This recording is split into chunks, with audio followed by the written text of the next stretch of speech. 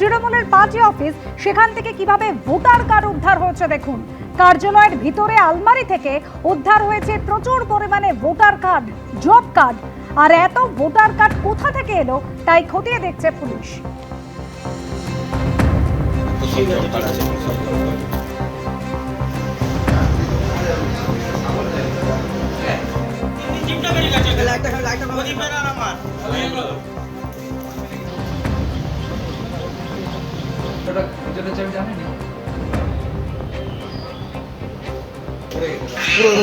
গড়বেতা ৩ নম্বর ব্লকের ভুয়াগাঁও অঞ্চলে একটি পার্টি অফিসে দেখুন ছোটটারা মুক্ত বুথ তৃণমূল কংগ্রেস কার্যালয়। আমরা একটু কার্যালয়ের ভেতরে ঢুকবো।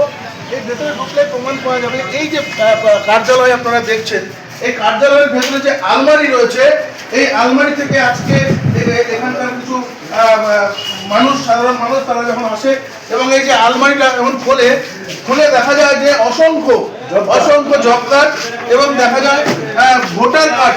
এখানে শয়ে ভোটার কার্ড আছে, হ্যাঁ, এবং অসংখ্য জব কার্ড রয়েছে।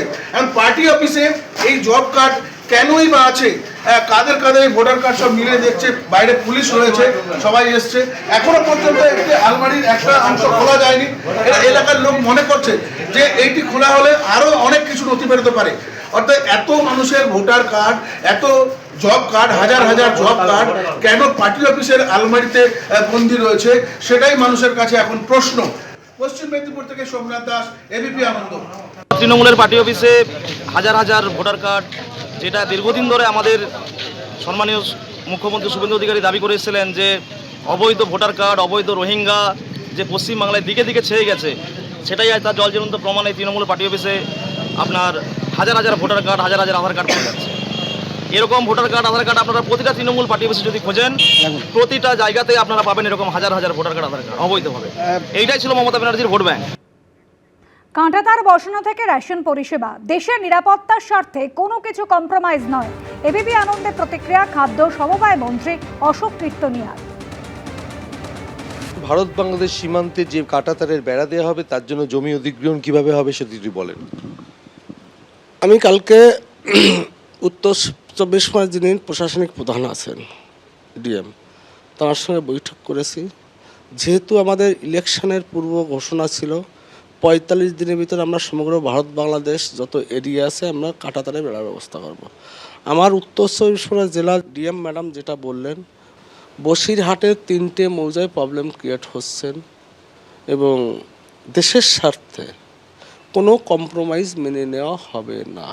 কি প্রবলেম করা হয়তো জমির ব্যাপারটা নিয়ে কিছু লোক, যেখানে ইন্টারন্যাশনাল লাইন আছে, যে লাইনের আছে সেই লাইনের বাইরে কিছু লোক পড়ে যাচ্ছে, তাদেরকে ডিএম ম্যাডাম বলেছিলেন যে আমরা জমি এই পাশে দিচ্ছি, আপনারা আসুন। তারা আসতে চাচ্ছে না, সেখানে হয়তো একটা বাধাপ্রাপ্ত সৃষ্টি হতে পারে।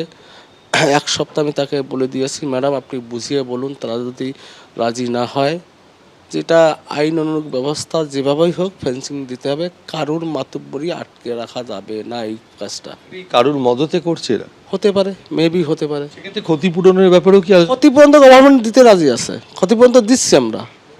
সেন্ট্রাল গভর্নমেন্ট তো প্রথম থেকে বলছে চাষিদের যাদের কাছে জমি অধিগ্রহণ করা হবে তাদের ব্যবস্থা করা হবে। বিনা ক্ষতিপূরণে তো আমরা জমি অধিগ্রহণ করছি না। যারা সিএতে আবেদন করেনি তাদের জন্য কি বার্তা দিচ্ছেন? তাদেরকে একটাই বার্তা দেবো, দেখুন আমি একটা উদ্বাস্তু পরিবারের সন্তান, আমি উদ্বাস্তুদের যন্ত্রণাটা বুঝি। যারা এখনও মমতা ব্যানার্জির কথা শুনে বিগত দিনে ভুল বুঝিয়ে আপনারা সিএতে অ্যাপ্লিকেশন করেননি, আপনারা ইমিডিয়েট সিএতে অ্যাপ্লিকেশন করুন, নতুবা কিন্তু সমস্ত সরকারি সুবিধা থেকে আপনারা বঞ্চিত হবেন। যাদের এসআইআর এর নাম বাদ গেছে তাদের জন্য কি? দেখুন, যাদের এসআইআর এর নাম বাদ গিয়েছেন, আমি আপনাদেরকে বলি, যারা ট্রাইব্যুনালে আছেন তাদের নিয়ে কোনো প্রশ্ন নেই।